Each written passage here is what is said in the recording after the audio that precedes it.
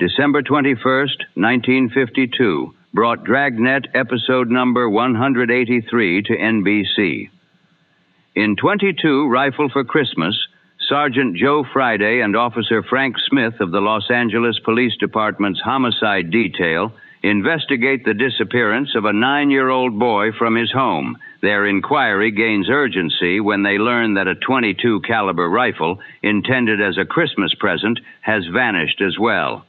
Jack Webb stars as Friday with Ben Alexander as Smith in a script by James Moser. We now take you back to the original broadcast.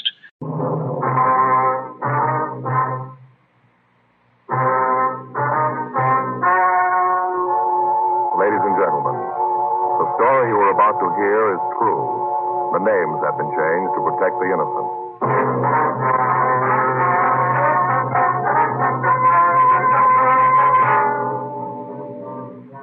You're a detective sergeant. You're assigned to homicide detail. A small boy is reported missing from his home. His age, 9 years. Foul play is suspected. Your job, find him.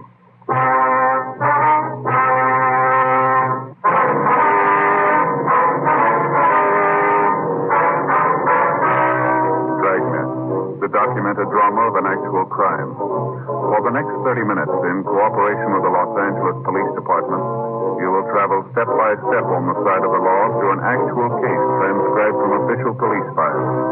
From beginning to end, from crime to punishment, Dragnet is the story of your police force in action.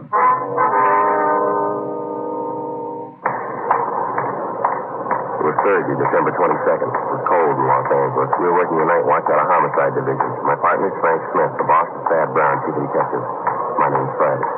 I was on the way into work, and it was 3:55 p.m. when I got to room 42. Homicide. Hi, Joe. Frank, what's doing? Oh, nothing. Pretty quiet. How's your mother? Oh, that cold's still hanging on. Bad cough. Doc says nothing serious, though.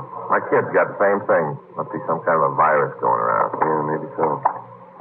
You got all the reports from that Webster case yet? Yeah, all taken care of. Good. I get it.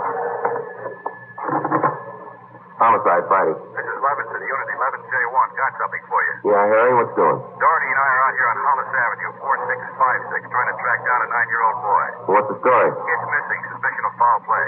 Yeah? How long has he been gone? About 2 hours. Looks like a job for homicide. How do you figure? The kid was last seen playing in the backyard of his home. Yeah? We checked over the yard. Did you find anything? Blood stains, lots of them. They look new. Frank and I left a message for Chief Detective Thad Brown. Then we went over to the crime lab, picked up Ray Pinker, and drove out the Arroyo Seco Freeway to Hollis Avenue. It was an average neighborhood. Number 4656 was a one-story green stucco residence situated on the corner of Hollis Avenue and Harrison Drive. Beyond the backyard was a tract of undeveloped land, covered with scrub oaks. Harry Levinson from Highland Park Juvenile was waiting for us in front of the house. Back this way, fellas. You coming, Ray? Better get my bag. Who notified you the boy was missing, Harry? The mother said she went down to do some Christmas shopping about 11 this morning, left the boy home. Came back about 2 this afternoon. He was gone. What's the name? Johnstone. The kid's name is Stanley, 9 years old. Was the gate open like this when you got here? Yeah, we haven't touched a thing. There's the stains over here, Mr. Pinker, along the edge of the walk there, you see? Yeah, let me see. Quite a few stains, huh? Looks like it might be blood. Try some benzidine on him. There we are. See what happened. Where's the kid's mother now, Harry? She's in the house. Doherty's talking to her. Did you talk to any of the neighbors? Yeah, the people next door, the ones on this side. They couldn't tell us anything. There it is, fellas. Yeah, Rick? These spots I covered with benzidine, they're turning blue. Blood stains, all right. Can't say definitely whether it's human or animal. You have to go back to the lab and run it through? Yeah, biological precipitin test. Any one of those glass vials in the bag, will you? One of these? Mm-hmm. Here you are. Thanks. Scrape some of these flakes off for the test. There we are. How soon can you type the blood for us, Ray? Precipitin test won't run more than 20 minutes. Take 3-4 hours to run a blood grouping, though. Huh? That's it. Anything else you want to check? Let me see. Anything else? Yeah, right here under this tin can. Empty shell. 22, huh? Yeah, it might tie in, might not. Mark it and dump it in this envelope, will you? Sure. There you go. You got a missing broadcast on the board, Harry? Yeah, Doherty did about half an hour ago. Here's the description right here. Thanks. let her know about the bloodstains? No, we didn't tell her. She's weird enough already. She has no idea what might have happened to her boy, huh? No more than we do. Checked all the friends, relatives. We're covering the neighborhood. No trace so far. Not much to go on. Bloodstains, empty cartridge. It could mean 100 things. Any ideas, Friday?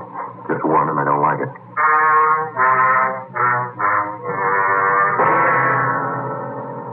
4:30 p.m., Thursday, December 22nd. The neighborhood search for 9-year-old Stanley Johnstone continued. Ray Pinker went back to the crime lab to start the precipitant test and the blood grouping. Levinson and his partner Doherty from Highland Juvenile stood by. We called Chief of Detective Thad Brown, and he ordered up a special detail to aid in the search for the missing boy. Frank and I questioned the boy's mother, Mrs. Ruth Johnstone, a woman in her early 40s. She seemed fairly calm under the circumstances. Mrs. Johnstone, is your boy Stanley in the habit of wandering off without telling you where he's going? No, he's not in the habit of wandering off, but he has done it before. When was the last time, Miss Johnstone? You don't have any children, do you, Sergeant Friday? No, ma'am. Well, there comes that time in every young boy's life when he feels that it's time to leave home. Go out on his own. Usually happens somewhere around 8 to 10. Yes, ma'am. I think I know what you mean. I have a boy. And then you know how it is. My husband and I scolded Stanley one afternoon after school, and he was quite put out about it. Thought George and I were unfair. Packed a few of his things and left. Well, how long was he gone, ma'am? Oh, no time at all. About 2 hours. I was worried about him, but my husband said to leave him alone. Said every boy had to go through that stage. Well, then you think he's run away from home again this time, do you? Yes, I think so. He's been gone about 4 hours now. And, I have a funny feeling about it. Did you and his father happen to have some misunderstanding with the boy recently? Well, that's just it. We haven't. I don't mind telling you now that we're talking about it. I'm getting worried. Any place around that you might like to visit? A hobby shop or a playground, something like that, where he might be? Yes, there's Jensen's model shop, Little Helen Woods, but I've already called there, and he hasn't been seen all day. I've called all of his friends, and they have no idea either. Mm-hmm. We'd like a list of all of his friends and the places that he was known to frequent, ma'am. That's all right. I'll give them to you. Where do you suppose he is? Where's your husband now, Mrs. Johnstone? At work. George works for the city. He's a fireman. Uh-huh. What house is he stationed at? Engine Company 12. He's working the A platoon. He'll be home tomorrow morning. I haven't told him that Stanley's gone. Was there any chance that the boy might be down at the firehouse with his father? No, he seldom goes down there anymore. No, I don't think he's there. I'm awfully worried. May I call my husband? Well, certainly. You go right ahead.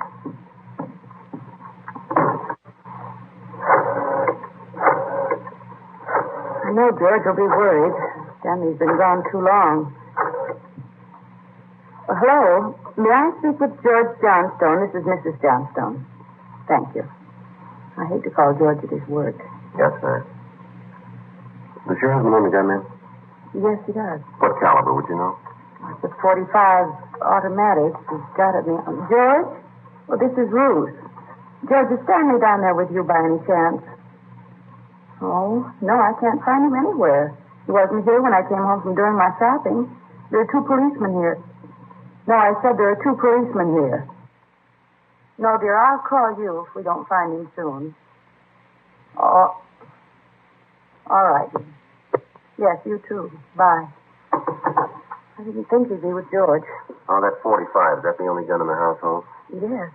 Why are you asking about guns? Has anything happened that you're not telling me about? No, ma'am. Just routine checking. We'll have to take a look at that .45 if you don't mind. Maybe I should tell you we do have another gun in the house, but it's all wrapped up. George bought it for Stanley's Christmas present. Well, if we can look at it, please. Yes, will you have to unwrap it? I'm afraid so.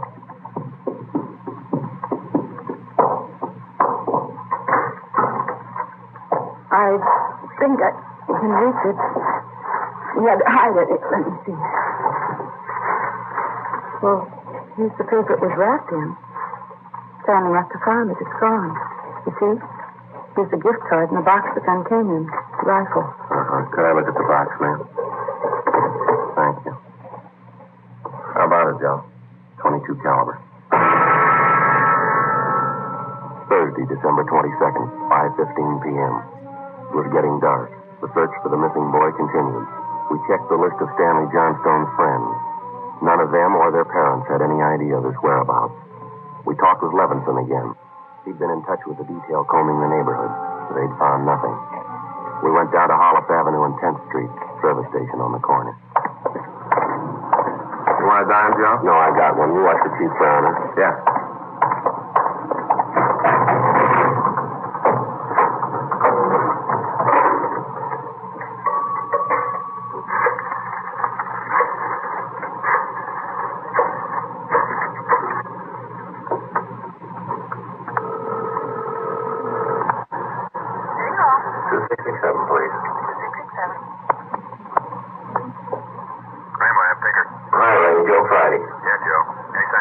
kid? No, not yet. How are you coming? Finished the disturbance test. It's human blood. Working on a blood group now. You know what type the Johnstone boy had? Well, we didn't want to upset his mother. Thought I'd wait till the last thing. We're in the neighborhood. Check with the family physician. That way you won't disturb her. Yeah, we figured on that. Just a minute, Ray. Yeah. Yeah, Frank. The box is pulled up. Okay, be right. Ray, Thad Brown's out here now. Check you later, huh? Right, Joe. Right. Thanks.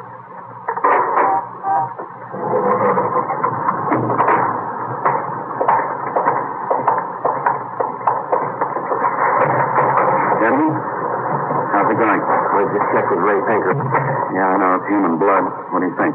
We talked with the boy's mother, Mrs. Johnstone, found the gun missing. Yep. Caliber's the same as the empty casing Levinson found, 22. He said the gun was missing. Yeah, the Johnstones were going to give it to the boy as a Christmas present. They had it hidden, but it's gone now. Any idea who took it? Well, whoever it was, they left the Christmas wrapping behind. I think maybe it was the kid. 22 rifle, huh? 9-year-old boy. When are they going to learn?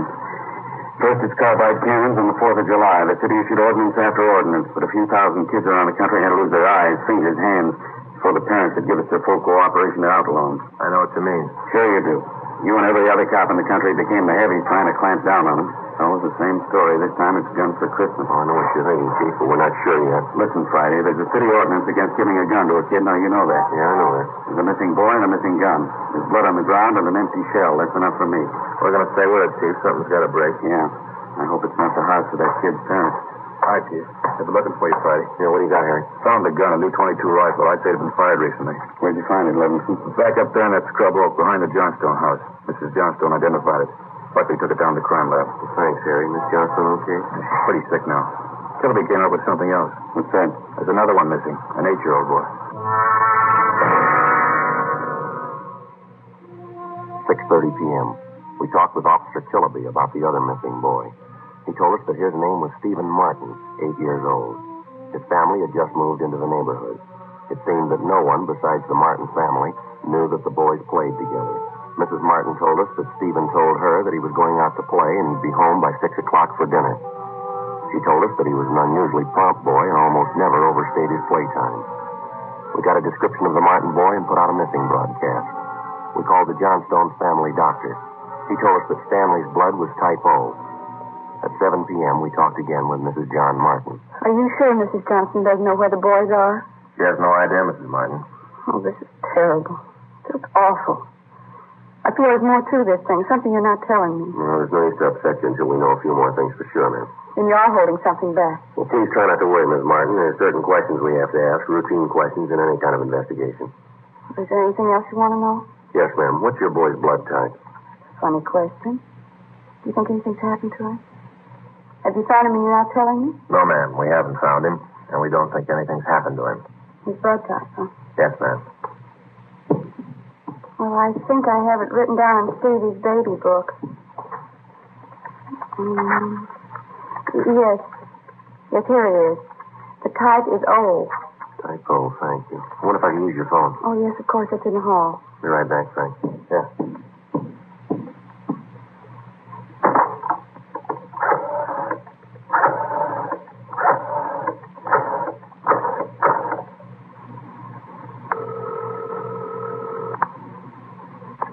Sitting hall. 2667, please. 2667. Crime lab, Pinker. Hi, Ray. It's Friday. Yeah, did you get the blood types on the two missing boys? Yeah, both type O. So were the stains, Joe. Type O.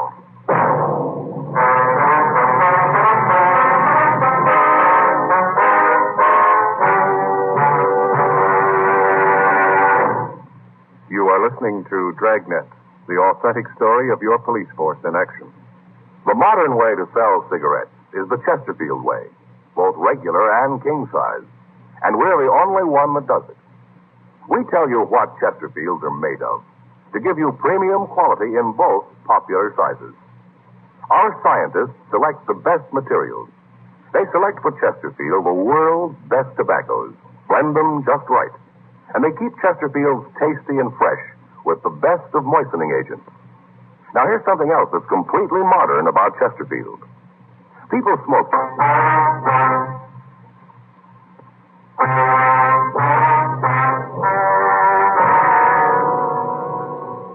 8 p.m., Thursday, December 22nd. Still no sign of either of the missing boys. Chief Detective Thad Brown went back to headquarters to direct the search from there. He dispatched another detail of 50 men to aid in the hunt for the missing youngsters. 8:30 p.m. It was getting colder. The citrus growers were warned to expect a freeze. We went back up the block to see Mrs. Johnstone. Her husband had quit work early and returned home. We talked with him. He could tell us nothing more than we already knew. We still had not informed either of the families about the bloodstains and the empty cartridge casing which had been discovered in the backyard of the Johnstone home. It was more than possible that they had a right to know about our findings, but Frank and I felt there was no cause to add to their distress at this particular time. If the two missing boys were found alive and well, then the bloodstains in the cartridge would be of no concern to the relieved parents. At 8:40 p.m., Frank and I left the Johnstone house and went to the home of Mr. and Mrs. John Martin. Mrs. Martin, you said your husband worked at a market. Yes. He telephoned about 15 minutes ago and said he was closing up right away. He'll be here any minute. I do wish Stevie would call or come home. It's so cold out tonight. All he had on was a thin cotton jacket. Well, try not to worry. We're doing everything we can. He'll be all right. Stevie's father's such a sensitive man. He and the boy are so close. I know he's terribly upset. Yes, ma'am. Are you sure there's no place you might have forgotten? Some place where the boy might be? No place. No. If anything's happened to the boy, it'll just kill John. Mrs. Martin. You just sit still. I'll get it. Thank you. Joe? Yeah, Harry. Johnstone case been found.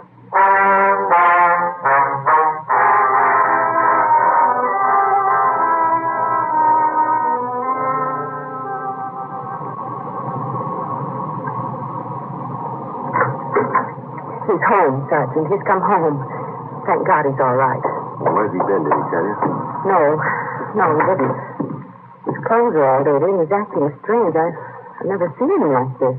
How do you mean, Mrs. Johnstone? Well, he just came in the front door and said, "Hello, Mom," and then he sat down in a chair and stared at the floor. He talked to his father and me. Mind if I talk to him? No, go ahead. I asked him about the little Martin boy. He wouldn't tell me a thing. Well, where is he now? Right over there in the living room. Oh, yeah. Looks all right. Yes. Son, this is a police officer. He wants to talk to you. Don't be afraid, dear. He only wants to ask you some questions. Son. You see, Sergeant? Yes, ma'am. Stanley? Come on, boy, look at me. Come on, youngster, get your head up. Now, that's better. You had your mother pretty worried, you know that? You want to tell us where you've been? I wish you'd try to get him to eat a little something. You hear that, son? You want something to eat? Stanley, there's another little boy up the street who hasn't come home. You know where he is? His father and mother are worried about him, too, just like your folks were. You gotta help us find him, son. I killed him. I killed Steve with the .22. We were only 10, but I killed him. Now, how do you know you killed him? Maybe he's only hurt now, isn't he? Oh, he's dead. I know he's dead. The gun went off. We forgot we put bullets in it. Well, where is he, Stanley? I hit him. I was scared. I didn't want anybody to find him. Where did you hide him, son? In a cave up on the hill. I didn't mean it. He was my pal. Do you want to show us where, Stanley? Yes, sir. I'll show you. Please don't send me to jail.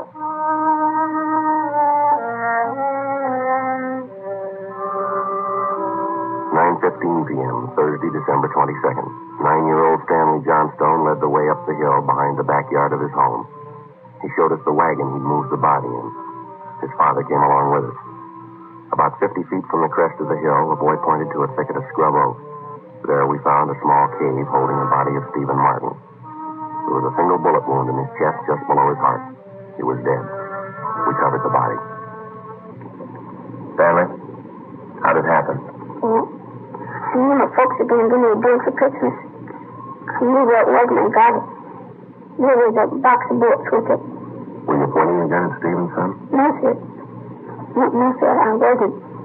It was Steve's turn to play with it. I was chasing him. He tripped over that stump and he fell. The gun hit him in the stomach and went off. Now, why do you think you killed him if you're telling us the truth here? I'm telling the truth. Honest, it's the truth. All right, I believe you, son. But why do you think you killed him? My gun. Instead of life, I didn't go get it. I should have waited till Christmas. It's all my fault. Where have you been all this time? In the cave with Steve. What were you doing in there, son? I was praying. I was praying for God to make him alive again.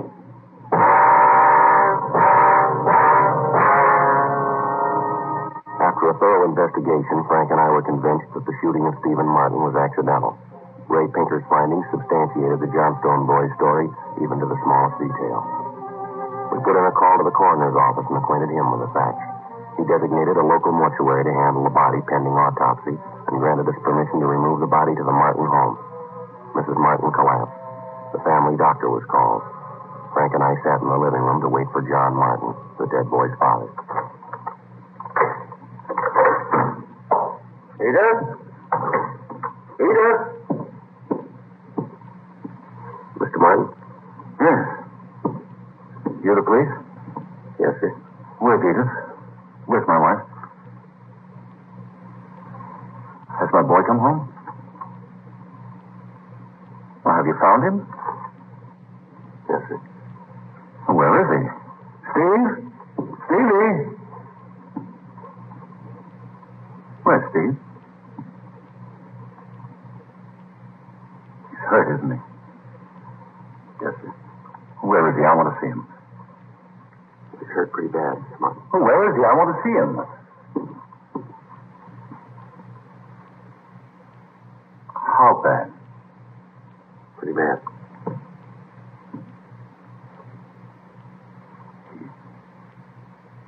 He's dead.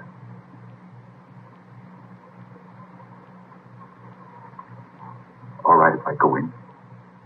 Yes, sir, if you want to. Will you go with me? Yes, sir.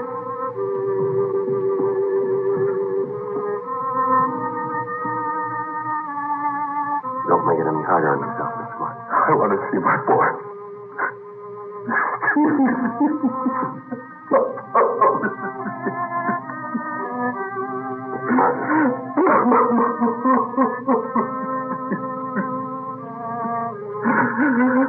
Mr. Martin.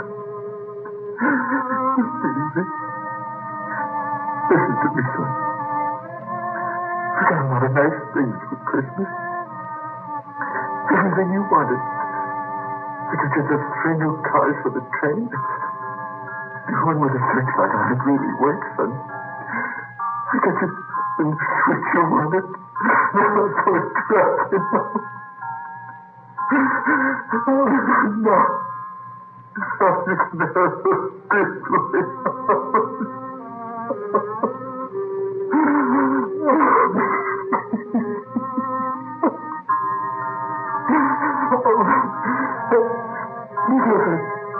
That baseball missed me.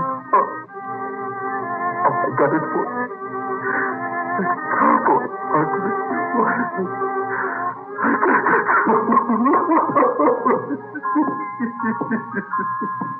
Mr. Martin.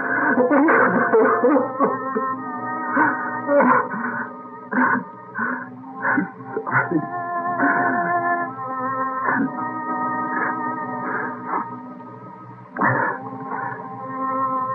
What happened? There was an accident. He was playing with a Johnstone boy up the street, playing with a gun. It went off. What was the other boy's name? Stanley Johnstone. It was an accident. Mr. Martin, where are you going? I want to see that boy. We had no idea what the dead boy's father had in mind. We didn't feel that we should try to restrain him. We went along with him up the street to the Johnstone home.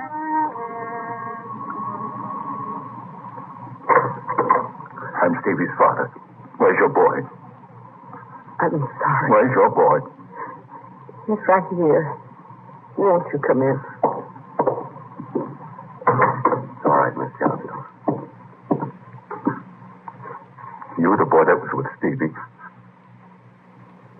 Yes, sir. What's your name? Stanley. I'm sorry, Mr. Martin. I'm know it wasn't your fault, Stanley. I wonder if you'd do something for me. Yes, sir. I've got a lot of nice presents for Stevie. I know he'd want you to have them. I want to give them to you. Christmas Eve.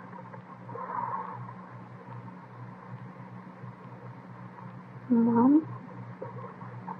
I think that'd be a fine idea, son. Come on, Frank. Yeah.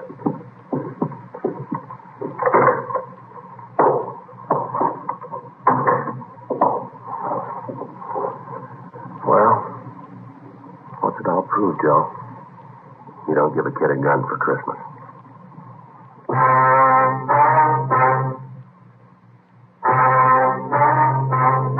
The story you have just heard was true. The names were changed to protect the innocent. On December 24th, the coroner's inquest was held in the county morgue, County of Los Angeles, State of California. In a moment, the results of that inquest.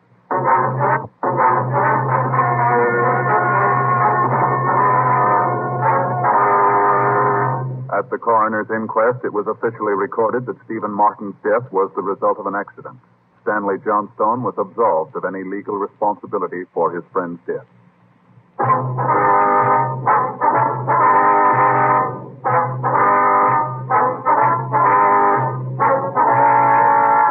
You have just heard Dragnet, a series of authentic cases from official files. Technical advice comes from the Office of Chief of Police W.H. Parker, Los Angeles Police Department. Technical advisors Captain Jack Donahoe, Sergeant Marty Wynn, Sergeant Vance Brasher. Heard tonight were Ben Alexander, William Johnstone, Sammy Ogg. Script by Jim Moser. Music by Walter Schumann. Hal Gibney speaking. This concludes Dragnet, 22 Rifle for Christmas. Follow Dragnet for more classic broadcasts.